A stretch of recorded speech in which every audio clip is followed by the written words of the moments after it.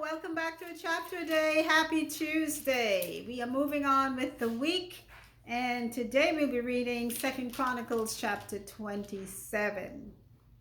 Yesterday it was a sad thing to hear of the terrible end of the life of Uzziah, the king, after he did so much good, and then finally one fatal mistake of him trying to, and I think it was just more than one thing. Sometimes when we sin, it's because something else led up to that.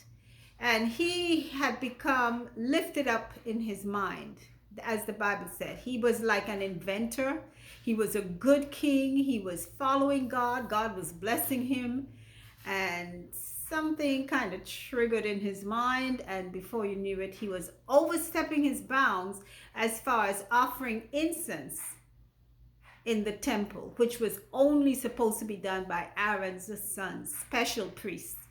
And while he was doing it, he became leprous. The priests, and they threw him out of the temple, and he lived the rest of his life leprous until he died. Terrible.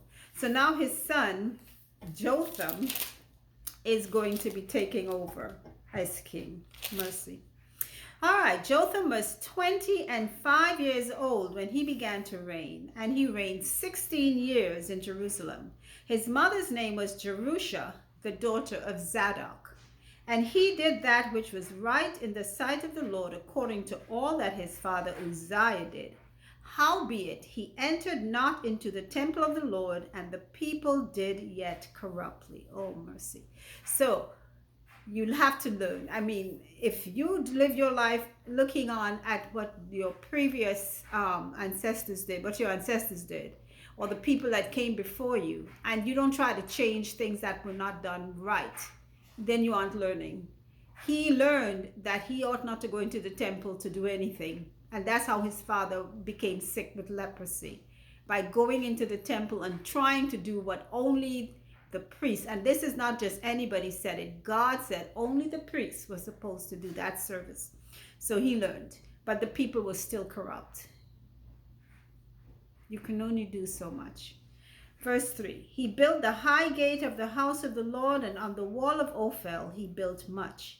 Moreover, he built cities in the mountains of Judah, and in the forest he built castles and towers. He fought also with the king of the Ammonites, and prevailed against them.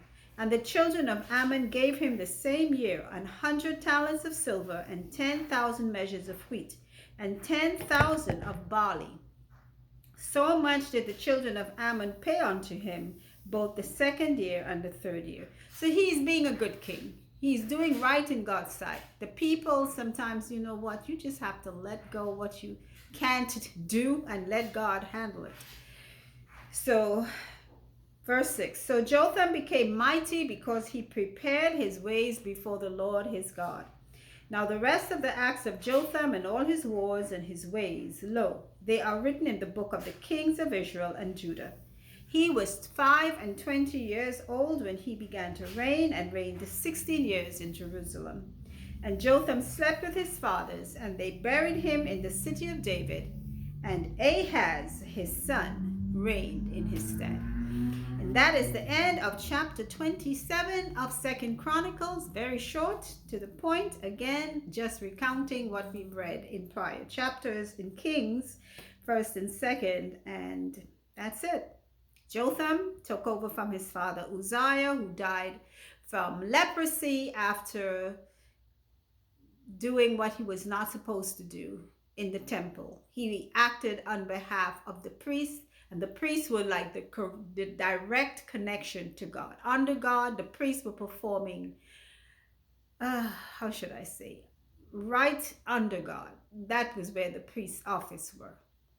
And he, as king, went in to make a sacrifice. He became leprous and later on died. His son Jotham came in, and he determined not to make the same mistake.